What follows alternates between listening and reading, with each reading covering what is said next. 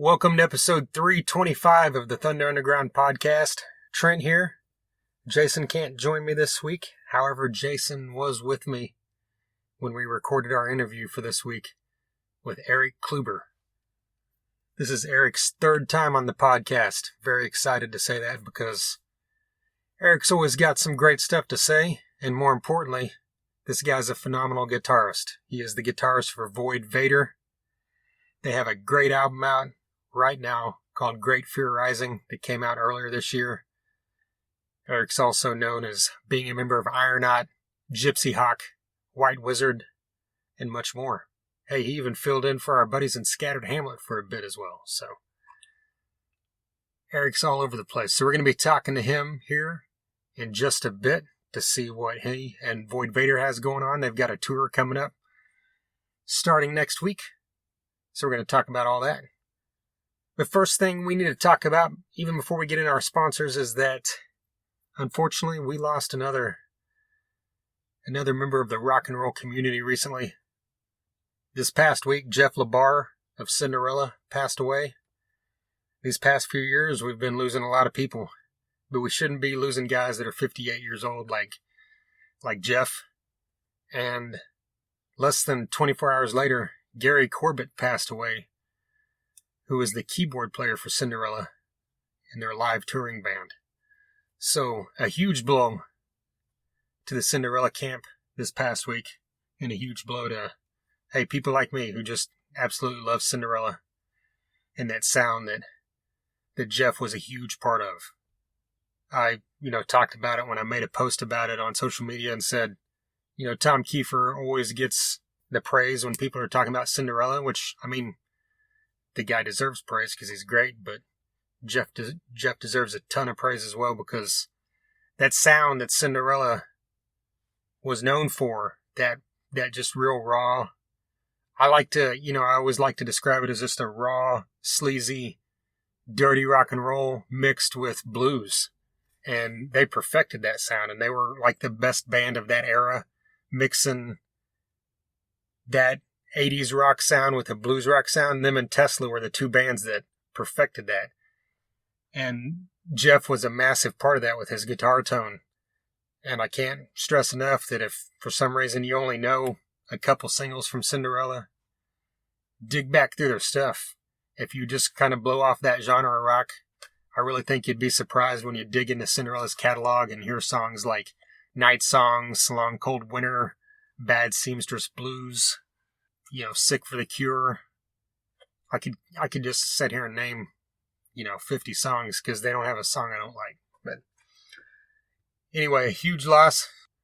Much love to the Cinderella camp, to Jeff's family, his friends, and his fans.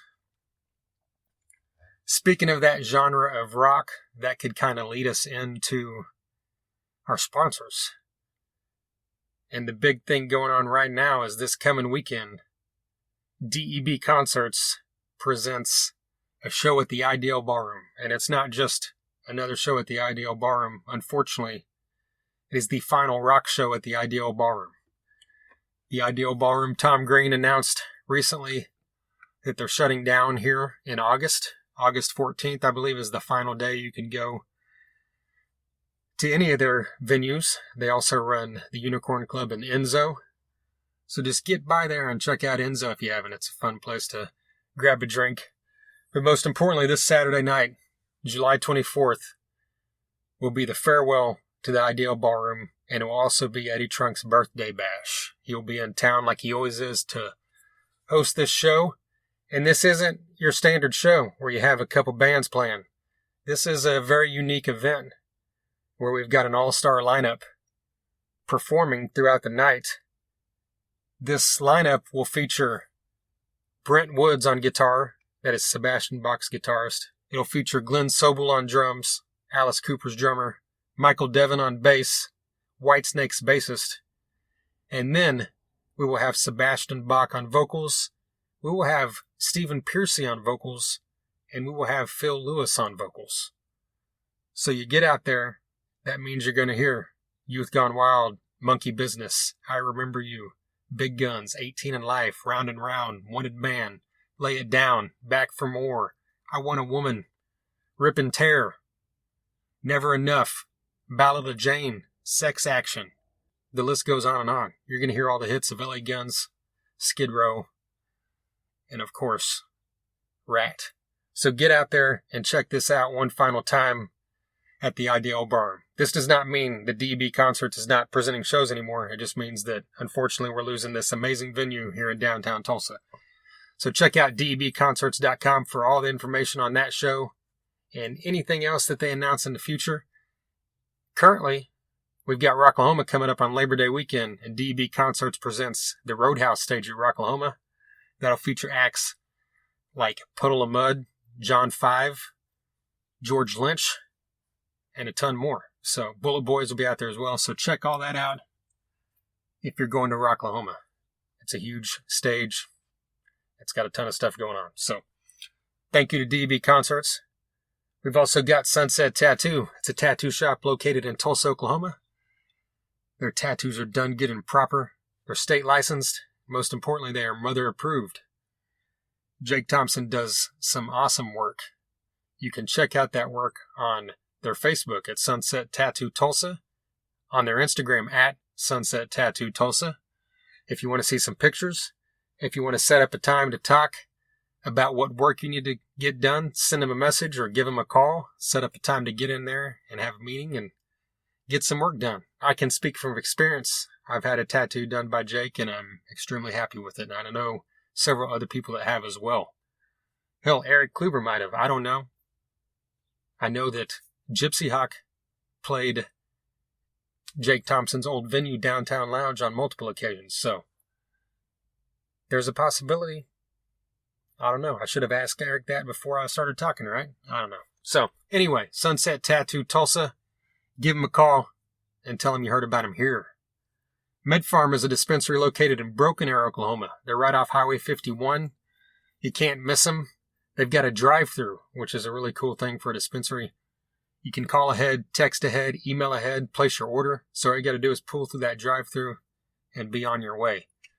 But of course, you can go in. You can check out their selection ahead of time at leafly.com. They've got a huge selection. They're always running deals all the time. So follow them on Facebook, MedFarm, that's PHARM. On Instagram, at MedFarmOK. And their website is medfarmok.com. A special that is always running is if you mention Thunder Underground, they'll give you 10% off your first order. So very cool. And above all else, they are cannabis with a cause. And that means that 30% of their proceeds go to build no-kill animal shelters. That's not a special that's like going on this week. That is since they opened their doors every single day. 30%. That's nearly a third of what they're bringing in is going back out to help animals. And that's a huge thing. That's why I always say you can go to dispensaries all over this town. There's a dispensary on every single block in this town now. So you're thinking, why should I drive to Broken Arrow if I live in Tulsa or Bixby or Jinx? You can drive that 15, 20 minutes from wherever you're at because of that reason. Not because they just have great deals and they're great people, because they're helping animals as well. So check them out and tell them you heard about them here. Finally, we got Hella Hot Hot Sauce, a hot sauce company based out of the San Francisco Bay Area. They make small batch artisan hot sauces. You can check out their entire line at HellaHotHotSauce.com. You can also follow them on Facebook and Instagram at Hella Hot Hot Sauce. Something very cool that they do is they do joint ventures basically with rock artists. They've got a sauce with Ghoul called Brain Jerk. They've got a sauce with Florida Frank from Hatebreed called Florida Frank's Florida Heat. They've got a sauce called Garlic Death Grip with Techno Destructo of Gore fame. And they've announced they've got sauces coming from Zetro of Exodus and Death Angel as well. So I can't wait to check those out and see what they got cooking, because I've been able to try the Garlic Death Grip and Florida Frank's Florida Heat, and both those sauces are amazing. And yes, their name is Hella Hot for a reason, because their hot sauce is hella hot. So give them a follow, look them up on their Facebook and on their website. Check out what they got going on, place an order. If you're on the West Coast, they're in a lot of stores out there as well. So look that up and tell them we sent you. All right. There's some stuff going on in the music world, but and I thought, what could I talk about? But I think I don't want to. Iron Maiden, has a new song out. They've announced their album release for September 3rd. There's a lot of other bands that are dropping new songs. Bands announcing tours like Black Label Society with Armored Saint and Prong. I mean, that triple bill is amazing, but it's only a short West Coast run. We, of course, have the Testament, Death Angel Exodus show we've talked about. All kinds of stuff to talk about, but I don't want to talk about any of that without Jason here because this stuff's much better whenever we can, kind of bounce off each other. And hey, Jason's always got a ton of great shit to say. So, next time we're back, we'll talk about that. And speaking of next time, it's very likely that our episode will be with Diamond Rowe of Tetrarch because we have that recorded. We need to get that out here in the next week or so. So be on the lookout for Diamond. She's a phenomenal guitarist. And Tetrarch is kind of making a name for themselves recently. They're one of those bands that a lot of people are talking about. A lot of media outlets are high on right now. So look them up if you're not familiar with it. And we'll be talking more about them in a week or so. All right, but we got to talk about Erik Kluiber right now. He has been on this podcast 3 times, like I mentioned earlier. Episode 82 was the first time. He was back on episode 211, and here we are, over 100 episodes later at 325. Glad to have Erik back. He's a very cool guy. Like I mentioned, we've got this episode coming out right now, and if you're on the West Coast or the Midwest, you need to be on the lookout for Void Vator coming through because they are heading out on tour at the end of July and August. They're playing it around Ripple Fest, Texas, which is a killer lineup. Erik talks about that here coming up in this interview. But that show has Wino from The Obsessed on it with his solo performance. It's headlined by Mothership, phenomenal band out of Dallas. We've also got Howling Giant on there, a band that I've kind of gotten into recently. Ton more acts. So look that thing up. It's in New Braunfels, Texas. So if you're down near the South Texas area, get over there on August 7th and check that out. But this tour kicks off next Thursday, July 29th in Glendale, Arizona. And then they're going to roll straight through into mid-August. I almost said April. We obviously are not in April. We're in July. But after they hit Glendale, they're going to hit El Paso, Albuquerque, Denver, Oklahoma City, Dallas, San Antonio, Houston. Then they've got New Braunfels for the Ripple Fest I just told you about. Then they're going to hit San Angelo. And then they're going to swing back to California for San Diego, Anaheim, and then hit Las Vegas. So I wish I was on this tour with Void Vator. I love most all those cities. In fact, I hit San Angelo, Texas this past fall for an event I worked. And, I've been to all the other cities on that list at some point or another. San Antonio is always a blast. I just got back from Denver personally. I spent 5 days there with my buddy Kevin Graham. We went and checked out All-Star Weekend from Major League Baseball. I know this is a music podcast, so you might not want to hear about that, but we made a trip out of it. We saw the Futures game, the Celebrity Softball game, the Home Run Derby, which was won by my boy Pete Alonso of my favorite team, the New York Mets. And then we finally checked out the All-Star game. It was a blast. If you're a baseball fan and you ever get the chance to check out All-Star Week, do not hesitate to do it. This is my first time to do it. My friend Kevin, that went with me, has been able to do this in the past. He did it once, I believe it was 2012 when it was in Kansas City. So next year's in Los Angeles, and he told me he's going because he's a diehard Dodgers fan. So I might have to make that trip. We'll have to wait and see. But anyway, back to the subject at hand, which is Erik Kluiber. Phenomenal guitarist, phenomenal band. Like I said earlier, Great Fear Rising is the album that you need to check out if you have not. We talk all about this here coming up with Erik. But I promise you, if you like heavy music, which I know you do if you're listening to this podcast, you need to check that thing out. If you're one of those people where you only like metal, or you're one of those people where you only like hard rock, I think you're going to like this band either way. They're one of those bands that straddle that line and I think can pull fans from both sides.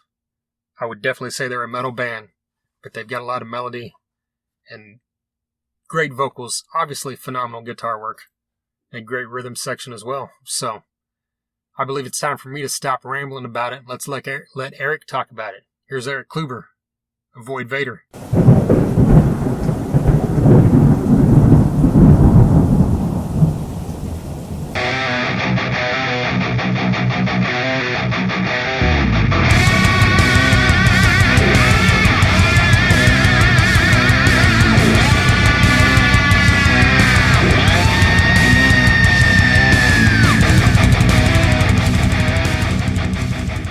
Great Fear Rising's now been out a couple months, and everything I've been seeing from, Metal Injection and all these big time sites, you're getting great reviews on it. Both of us think it's fucking excellent. Like, how proud are you of this release? Thanks. I'm incredibly proud on this new record. We worked really hard on it, and like you were saying, a lot of the websites across the world have given it some great reviews, and so it's good to know that that people are paying attention to it. Yeah.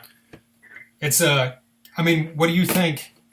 What do you think the biggest progression from Stranded is, from the last album to now? Dude, we worked so much harder on this one. Stranded, a lot of the songs were very old. So by the time we had recorded that album, we had done multiple tours on it. I think the songs, many of them were from the Dehumanized era. And when we were recording Dehumanized, that process took a long time, and we were actually writing Stranded while we were recording Dehumanized.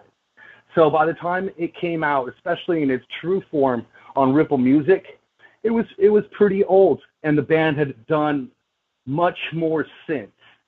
And one of the things was we needed to work harder on it. And we did, and you can hear the results. As far as it's more metal. That wasn't a purpose, that wasn't a goal, but actually how that happened was we allowed ourselves to go there.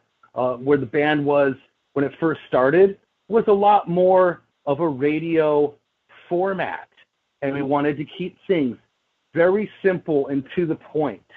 And then you started to see some getting away from that. And with Stranded is actually a very experimental album in its own right, but it's different. That's kind of an alternative rock album compared to now that we allowed ourselves to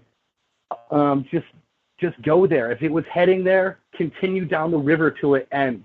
Don't just back off because, this might be a little bit too musician-y. No, let's go there. We want to make something exciting. And so you can hear it on the new record. Talk about, I guess, maybe the sequencing of the record in a way. I mean, at least the first few songs. I think I Can't Take It, I Want More, and There's Something Wrong With Us. That's that's just 1, 2, 3 out of the gate, just ass kicker. And I think that's a smart thing to do for your record. Yeah, it was. We thought about how we were going to do the sequencing. Those songs are very digestible. And actually, if you were to break down the record, probably those 3 are the most radio of all of them. And that word radio is kind of a bad word. So that's what I'm trying, because it just sounds like just sell out garbage. That's not what I'm saying at all. That's not what I'm saying. What I'm saying is it's the most palatable, right. Whereas the other songs start to break off, where we got Poltergeist. That's kind of a stonery doom sound. Great Fear Rising is more of the thrash sound. MacGyver's Mullet is a little bit more like punk rock out of the box. Infierno is kind of an epic jam, I think it's a great way to end the record. And then Losing Control is a little bit thrashy. So the first 3 are kind of like, let's ease into this, let's capture your attention, and then then we'll start to divulge and divert off into different paths. Yeah, that's a good way to look at it. Because that kind of goes into something a question I actually had, which was, I think Lucas's voice fits a lot of different genres, and that has to be kind of a major benefit when you're writing, I think, because that kind of, like you just said, like you've got all these different styles and his voice works with all those styles. Absolutely. Lucas, he's got a great voice. First of all, he can sing, and let's be honest, what a great asset that is. Yeah. And being on the road, he wanted to get grittier at times, so he can grit up his voice, you know. So he's been pushing what he can do as a singer to benefit the song, and I think he did a fantastic job of it. And I think he's got a really unique voice, which is, you know how some singers they sing fantastically, and my example is usually in the traditional or power metal genre. But man, if it's hard to, many of them you can't tell a difference, and that could also be said with death metal singers. Regardless, what I really like about singers, regardless of their vocal range, which he has a fantastic toolbox to work with, very blessed individual, but is the uniqueness in their voice. And I instantly recognize it. I think he's doing a great job of that. I mean, we've been developing as a band over the years, as I said earlier, and that's one of the things. He's always been he's been an A+ guitar player for forever, okay? But I think what he really worked on, one of the things was expanding his voice, the delivery, the dynamic, some of the different tones that he wanted to go for some different parts. Melding all those styles together in one album, is that kind of something like I don't know if the right way to say it is the direction you guys want to go, to where you're always kind of encompassing a lot of different areas and not just kind of sticking in one lane? Yeah, you know, and as a musician personally, that's always something that looking back on what I've done in the past, that's always something in the back of my mind. I don't think you want to have the same template for every single song. I think it gets old really quick, even if all the songs are fantastic.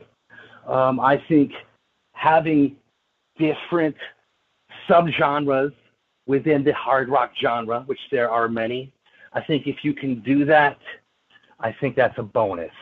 And do it well, where it doesn't sound forced. We don't go too far out. I mean, I can't stand ska music, and you're never going to hear that shit on our record. You're never going to hear fucking reggae or something dumb like that. Those are people, you know, some bands actually do that to force their style, like, oh, we are very worldly, and that doesn't go off well. That's not what we're talking about. But we do have the hard rock spectrum. I think there's a lot of sounds that cross over that people will enjoy, especially now. Oh, and one other thing about that I want to get on, because to answer your question, I've done a very long version of it, but yes, I think it adds to an album to have different subgenres within it. I also think it's important to have songs in different keys. You don't always play the song in the key of the lowest note on your instrument, and if you analyze, you'll find that these songs are in different keys, and that helps the flow as well, and the ear fatigue that can come from everything just sounding the fucking same. Right. Well, you were just talking about that. Yeah, we were just talking about, you know, bands tuning down to fucking Y and shit, so. Yeah, I mean, that's a great trick, but it can get old really fast. Right. Well, we'll talk about how did working with Mike Spreitzer come about? Man, what a blessing. And this is all, we're a band that goes with the flow. And what had happened when Lucas was in a band called Heaven Below with Patrick, they recorded with Mike. And Lucas, Mike, if anyone who's listening is not familiar, Mike is from the band Devil Driver. I've never met him in my life before this. And I had no idea that he was also an engineer, and on top of it, a very good engineer. And Lucas really liked his experience with Mike, and he brought his name up, and I was like, all right, let's go for it, you know? And it turned out great. That's how that was just a real life interaction. Lucas had happened to run into him because of the band he was in, and the experience went well. And we just went with Lucas's suggestion. You know, that's a lot of times, You're just presented with some choices that sound like a very rational choice. And we're just like, sounds good, let's do it. And it turned out the best. It's the best sounding record we've had, wouldn't you agree? We got boners for this record. I'm just gonna let you know. I'm not trying to be weird, but just what a fucking, you guys nailed it. You guys just nailed it with this one. I mean, it's everything that a heavy metal and hard rock fan would want. I just don't see how somebody would be like, no, this isn't for me. That just doesn't happen with this record. And I'm not just blowing smoke up your ass. You guys got it on this one. Well, thanks so much, and we agree 100%. And I think there's a lot of people that, if given the opportunity, a little bit of exposure, and to convince them to check it out, I think they're gonna fucking love it. And I think this record, this exact type of record that we made it because it's missing. We made it because we feel like this music is not out there. Who else do we sound like? Who else is doing this like we are? I don't hear it. I can name some good bands. They're not doing what we're doing. What we're doing is missing, and it needs to come back. And so we made it. And so with some exposure, yeah, I think a lot of people would enjoy this record. Yeah, I mean, and that's a good point, because I think you can't really, I mean, you can tell someone, what this album sounds like in a way, but you can't really explain it. You can't say this sounds like so-and-so, and that's what's the greatest thing about it. Yeah, it doesn't. Yeah, no one else is doing exactly what we're doing. Not at all. Not at all. So it's missing, and we're bringing it. And we'll do it again. So it took work. It took sitting down and just putting in some extra time. And going over these riffs a little bit more and putting in some more thought. Not that it was overanalyzed, but yeah, we wanted, it was the type of effort that was essential to do this, and all the people involved were like excited about it. And also, the research was done to work with getting the right team together. The other guy that was important is a guy named Nick Belmore, who mixed and mastered it. And that was through Joey DiBiase, who played drums on this record and will be playing drums on our next tour. And they're great friends because they're from Connecticut. And if you're into heavy metal, hard rock, you're going to know each other. And they hang out and they jam together. And so to give a little backstory on him, he's also a musician. Lucas has brought this up as well. He feels like more of a connection with engineers and mixing engineers who are also musicians. He feels that he can just communicate better. And I think that's a great point. I never thought of that before. Regardless, Nicky's a drummer, and he plays in Toxic Holocaust, Jasta, Kingdom of Sorrow, and one more I want to throw out there because you'll recognize Dee Snider. So the dude is he's on board. He's a contemporary, in the mix, on the ground musician, and once again, a fantastic engineer behind the knobs. Well, earlier, you mentioned putting in the work and sitting down and just getting it right. Talk about your leads and constructing them, and were they one takes, or were there some things that gave you challenges? Not for me, they're not one takes. Yeah, I can't. Both Lucas and I. Oh, sorry. Am I talking over you? I'm hearing all this. No, you're good. Go ahead. Okay. Lucas and I compose our solos. That's our own homework, if you will. And so that's completely separate. There's never been an issue, meaning, yeah, he does his shit and I do my shit, Here's your section. Here's my section. And so I can only speak for my own process. And that's, I'll go over the piece, freestyle a bit, multiple runs until I hear a phrase that stands out. That's a melody, that's singable, that catches my ear, that isn't just flutter in the background. That's not what you want with a solo. You don't just want flutter. You're composing a piece within a piece. And so it's also, I consider them sentences. It could be a 4-bar sentence. It's sections. Sometimes it's once through the riff or what have you. It's a digestible bit, and then, I like that, and then I'll expand upon that. Usually it's a pretty quick process, but yeah, it's not just improv. Absolutely, it starts off that way. Sure, you have to start somewhere, but it's a composition. And that's how I work. Just sentences being put together into a paragraph that makes sense and tells a story. How do you think you and Lucas complement each other as guitarists? Well, I think it's great because, Lucas is a shred king, and I got decent skills. But, you want to talk about, he's our shred guy.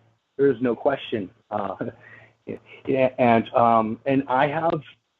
I'm older and maybe just like a little bit more, it's a different sound of I don't want to say more bluesy because the guy can out blues me all day, but it's like I have a different, I work within my decent abilities, but there's limits, and that forces me to pay attention to different things that some other people might just blaze through. They might not be in that zone. So I think my solos have they stand on their own. I think they're memorable, and I think you can tell the difference between the two players. And I think Lucas really likes that too. He doesn't need another guy to double what he does. That's pretty redundant. He doesn't need another guy that's a solo sound exactly like him. So I think we work really well together. Maybe new school and old school. I don't know if that's the best comparison, but I think that you could kind of follow me on that, and we work well together. The other thing is that there's no competition, there's no weirdness. There's no showboating. Lucas doesn't have a problem if he doesn't have a solo in it, and vice versa. And we're not trying to outshine each other. We're trying to complement one another, and we can also match each other and play together. We both matching feels, vibrato, attention to notes. We understand intervals and things like that. We can do it. Give us a duet, essentially a duet piece, and we'll nail it. And that's important. So that's the other end of it as well. Teamwork and having something to offer. Each guy has a great plate to offer. It's like the best part of it, is the song and serving the song, other than just the members. Absolutely. And to get deeper on that, what the fuck does that mean? Well, that's good riffs. And then that's the riffs working with the vocals. Sometimes you write a riff, and it's so cool. But then Lucas was like, yeah, but I want to sing this, and the two pieces fight each other. Let's change the riff for the vocal, or vice versa. So we're constantly tweaking it to work on every angle, and that's how you have to put things together. It's not always as easy as just connecting Lego bricks. You have to sand them together, and so good riffs that are memorable, and vocal hooks that stick in your brain and make you want to sing along, or at least pay attention to them, not just annoying buzzing in the background. Rhythmically, the rhythm has to constantly be pushing the song, making it exciting. Even a slow song is still exciting. You don't just put a boring drum loop on and just hit play and have an infinite loop. You're serving the song, but you're guiding the song. You're crafting the song to be the best that it can be. You're not just shitting something out and saying that's good enough, throw it up on Spotify. As far as touring goes, you guys recently announced this tour coming up here in July, and I'm sure that's got to feel good to finally get back out there after this past year and a half of not touring. Yeah, you're absolutely right, and we've been working on that. Touring is even harder than it used to be, and it was already hard, so we're thankful to be getting back out on the road. And that's taken a huge amount of effort with us and our booking agent. And it's finally happening. We're actually still just working out a couple final details. But yeah, July 29th, and it was when we start in Phoenix, Arizona. We're going to make it out to Austin. We're going to play Ripple Fest. That's what this tour is based around. Then we turn around and come back. And our last show is August 13th at Counts Vamped in Las Vegas. So good 2-week solid run to get back in the game. And I guess one bonus about being away for so long is we have a whole bunch of new shit to play. You're not going to see the same show you saw last tour. I can't even remember last tour. It was so long ago at this point, man. It feels like a whole new age. Yeah, bro. One of these days I do want to make it out to Tulsa, and I always put that. And I'm getting a call on the other line. 1 second. It's bugging me. Let me just. All right. Hopefully it doesn't keep clicking. You guys still there? Yes. Yeah, no problem. All right, great. Well, one day, I'd love to make it to Tulsa, and I always put it on the list, and it just never happens. Man, that is a tough city to get into. But we're getting pretty close to you. We're playing the Blue Note again in Oklahoma City.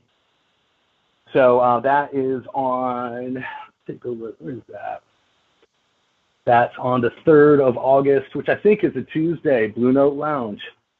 You guys aren't that far from it, are you? We're about Oklahoma? About 2 hours. Okay. So, yeah, 1 hour, that would almost be a neighbor city or like a suburb at that point. But, yeah, so, yep, we're hitting some new spots. Denver, finally, well, we have played Denver before, but a club called the High Dive. Excited about that.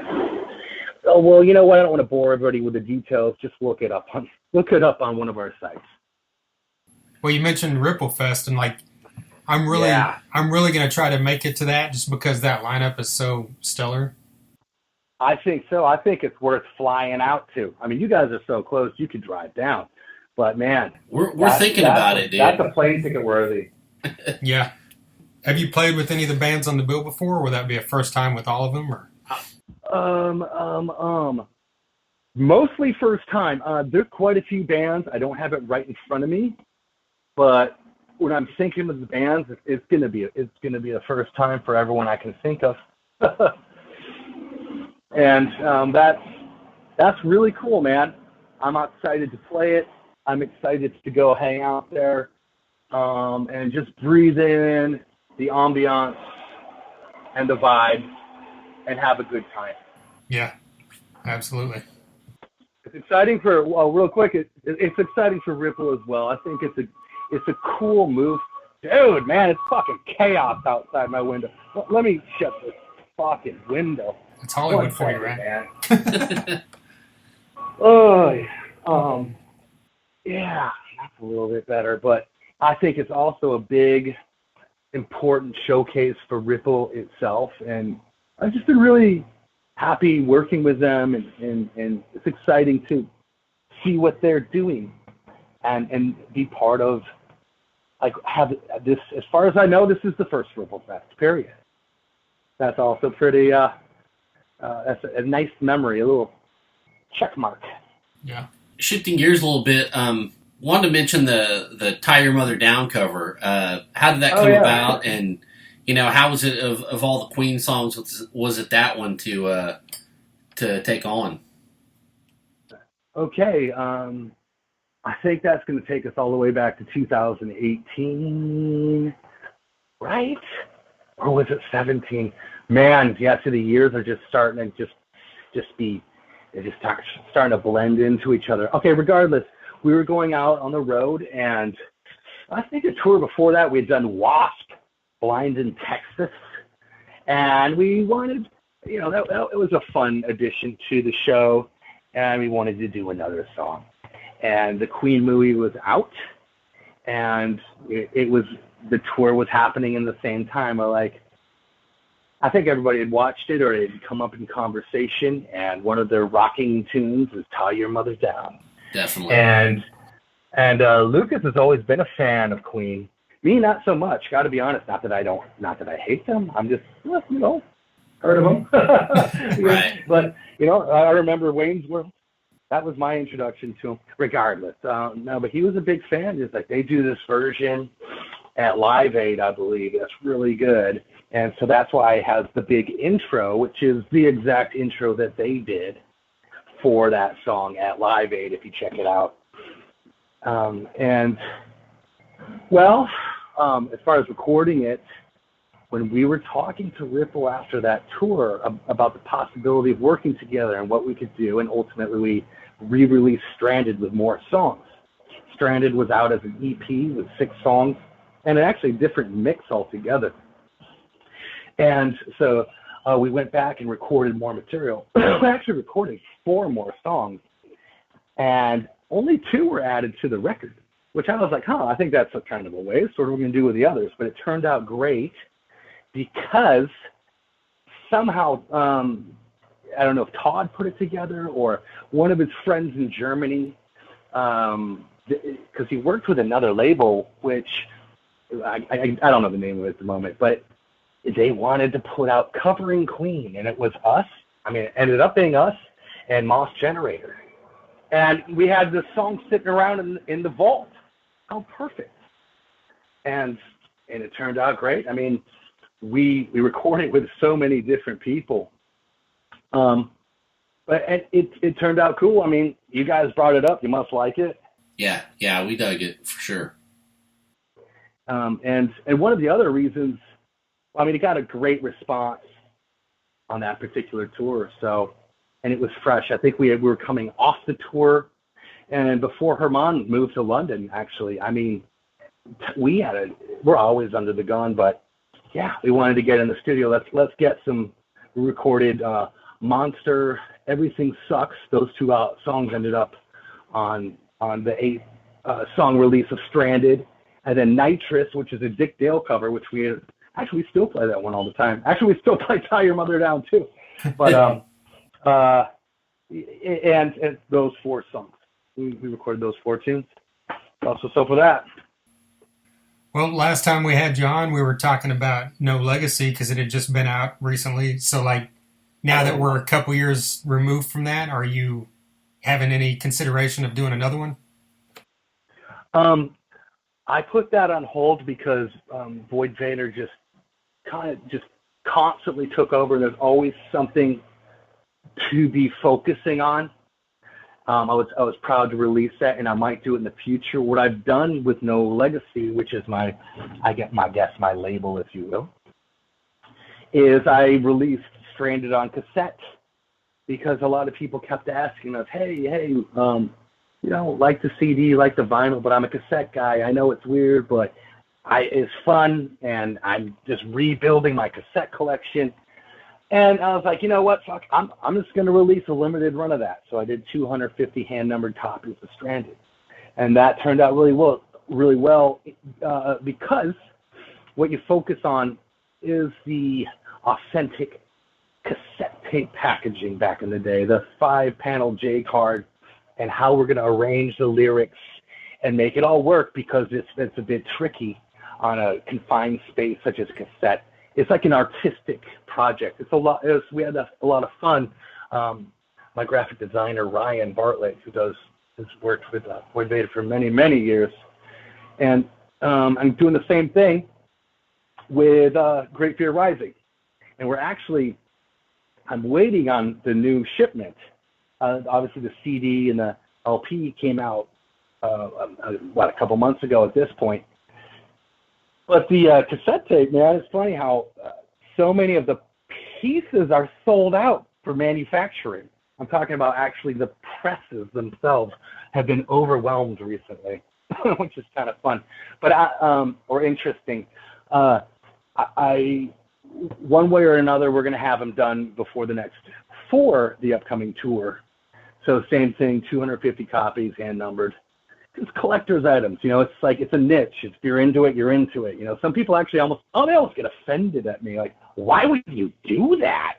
That's ridiculous. I'm like, hey, people fucking like this, okay? You can, listen to it your own way. That's cool. Telling you people, they just like, it's almost they refuse to believe it. Or I'm like, dude, I'm telling you, people like this shit. And they do. And it's fun. So that's what I've been doing with my imprint, with my label. Well, you'll sell one of those to Jason here because he's one of those cassette guys. Yeah, dude, I gotta have. I love the cassettes, man. Hell yeah, man. Absolutely. I'm stoked to hear that. There you go. See, you just affirmed exactly what I'm talking about. Exactly. Well, as far as the last year goes, besides everything that you've done with recording this album and marketing and everything, like, how have you spent your personal time during this downtime of no touring and the pandemic era? What I started doing is hanging out. My buddy Steve, he plays drums in Death Dealer. He's played drums in a ton of bands. Great drummer anyway, but he's like, dude, you got to come out to the beach. And I live in fucking California, but I've lived here like over 10 years and not really taking advantage of what this place has to offer. And nature-wise, it's incredible. And it's like 1 hour in every single direction, and then go 2 hours in every single direction, from the beaches to the mountains to the hiking trails of all this different terrain, everything, waterfalls. I mean, everything you can think of is here. That's what I've been doing. That's been my Sundays. It's been like a ritual, man. Like really appreciating what is out here, nature-wise. And I'm glad I have. That's kind of opened up a whole new perspective and appreciation inside my own brain. Before we wrap this up, one thing I wanted to mention that I forgot to when we were talking about the album was not only is it a great song, but MacGyver's Mullet might be one of the best song titles I've ever heard in my life. Thank you. Yeah, it's a great tune, and I think we were talking a lot about mullets at the time, and really seriously considering all getting mullets. Fucking great haircut. But and that was like in the back of my head, and it was a working title for the song. And I'd written that song and I wrote the lyrics and I presented it to the band, and Lucas was like, this is a cool song, man. I like this, and Sam was like, yeah, we're digging it. And when the song finally was finished, I'm like, okay, yeah, so MacGyver's Mullet was the working title. Here's the official title. It's called Grace, and Sam's like, you can't call it Grace. That's fucking lame. Fuck that. I feel like I'm going to dinner with my grandparents. Grace, get the fuck out of here. Like, God damn, you're so right. What the hell was I thinking? I was like, I just didn't want like it to be, like I said, it was like too jokey or something. But no, it fits it perfectly. And it is kind of a punk rock tongue. Like it has some swagger to it. And that's once again, like, just being open to criticism or other people's ideas. Yeah, it's a good practice to have, and it helps. That's the example of it right there. Like we said, we both love this album, and I'm definitely going to do everything I can to catch either that OKC or the Austin show, and really looking forward to that. Yeah. Great to hear and talk to you guys again, and I'm stoked at what you always do. I put you guys up on I'm following you on Spotify. You're one of my podcasts, and I'll scroll through. Well, check out an episode. Yeah, thank you. Very cool. Oh, yeah, guys. Keep it up. Thanks for reaching out, and hope to see you soon. There you go. Erik Kluiber of Void Vator. A huge thank you to Erik for giving us a call recently to talk all about Void Vator and what they've got going on. Always a pleasure to talk to Erik. And like I stressed a couple times earlier, check out Great Fear Rising. If you've listened to this whole podcast, I would assume by now you're sold and you're going to check it out. I promise you're going to love it. And not just that, check out their entire catalog. Check out Ironaut. Man, I love that band as well. That was Erik's band. Previous to Void Vator, actually, there was a point where he had both going on, I believe, but Ironaut is no more. Erik also was a part of a kick-ass band called Gypsy Hawk. I got the chance to check them out live years ago. And he was a member of White Wizard.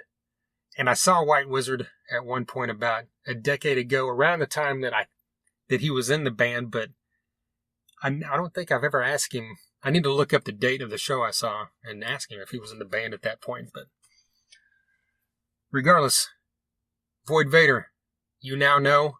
Give him a follow on Facebook, Twitter, Instagram. That's VATOR. And hey, if you're discovering him because you're listening to this podcast, that's awesome. Tell him you heard about him here. We always love it whenever bands tell us that, hey, so-and-so told us that they heard our song on your podcast or they heard our interview or whatever. So that is always very cool. If you're an Erik Kluiber fan, a Void Vator fan, like I said earlier, episode 211, he was on here talking about Void Vator. And back in episode 82, talked a lot about Ironaut. So check both those out. He also talked a lot about No Legacy. It's a compilation that he put out. We talked about, I do believe that was the last episode we have him on, 211. And he was gracious enough to send Jason and I a vinyl copy of that compilation. That thing is phenomenal. We discovered some great bands on there, like I forgot how to pronounce if it's Aboleth or Aboleth. Yeah, if anyone's listening, or Erik, whoever could correct me on that. Zimani, that starts with a T, but I'm pretty positive that the T is silent. I could be wrong on that too, but anyway, both Jason and I dig both those bands as well, so look up No Legacy. I'm sure you can find it digitally, so they're on Bandcamp, I believe. All right. If this is your first time listening, we greatly appreciate it. 324 episodes before this one. We recently had on Austin Moe, who's a great blues rock guitarist who's pretty young. He's around, I'm not sure of his exact age, but he's around 20, 21. And I think he's a name you're going to be hearing about in the years to come. He's produced by Frank Hannon. We also recently had on, who I like to call a friend of the podcast now, Damon Johnson of Brother Kane, Black Star Riders. Currently Damon Johnson in the Get Ready. He was Alice Cooper's guitarist. Phenomenal guy that I've been a fan of since I was a kid. He's now been on the podcast 5 times. That's why I call him a friend of the podcast. Hell, I call Erik Kluiber a friend of the podcast. He's been on here 3 times. We also recently had Josh Todd of Buck Cherry on here. We had on our good friend Dusty Grant, our friends in Normandy's and Grind. Robert Mason of Warrant, Lynch Mob, The End Machine was recently on here. That was great. We had on Jordan Griffin of Them Evils, another great band out of California. Trevor Church of Haunt is another phenomenal band out of California.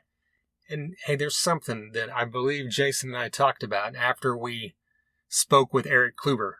And a little bit after we finished, Jason said, man, I wished I'd remembered to talk to him about Haunt because I think I'm remembering this right. This is why I wish Jason was here, because I think Jason said the first time Haunt was on his radar was when Erik mentioned him, maybe last time we had him on the podcast, one of the 2 times. And he looked him up, and the rest is history. We are both huge fans of that band now, as you should be. They've got like 7 albums already. Trevor Church is pumping out an album not per year, like every 9 months or so. That's not a joke. That's not an exaggeration. That's for real. He's been on the podcast twice now. Great dude, great to talk to, great music. Check it out. Dirty Honey was on here recently.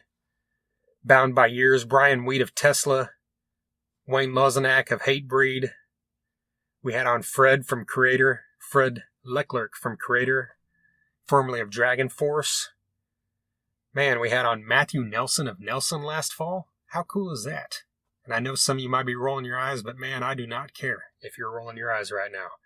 We also had on Reb Beach of Winger and Whitesnake. That dude's one of my favorite guitarists.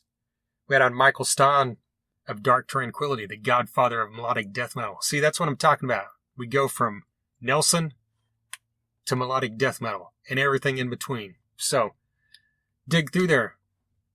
Members of Guns N' Roses, Gene Simmons of Kiss, members of Megadeth, Great White, Tesla, Crowbar, Corrosion and Conformity, Typo Negative. The list is endless. I've been rambling too long about people on this podcast. I spent like 3 minutes now, right? I don't know how long it's been, but dig through it all. All right. TheThunderUnderground.com. You can listen there. Link to every one of our socials. on there. So click on them, follow. Anytime you see a post, a tweet, anything on Facebook, Instagram, if you like it or share it, that's an easy, free way to help us out. An easy monetarily ways to help us out is to buy a t-shirt or a koozie or a shot glass or anything. Hit us up at thethunderground.com or message us on any of the socials or at thethunderground@gmail.com, and we can get you some Thunder Underground swag sent to you. Once again, coming soon, we've got Diamond Row of Tetrarch. And I'm not exaggerating here. We have a couple things. We don't like to announce artists that are coming up before it's been recorded because I feel like that's a jinx.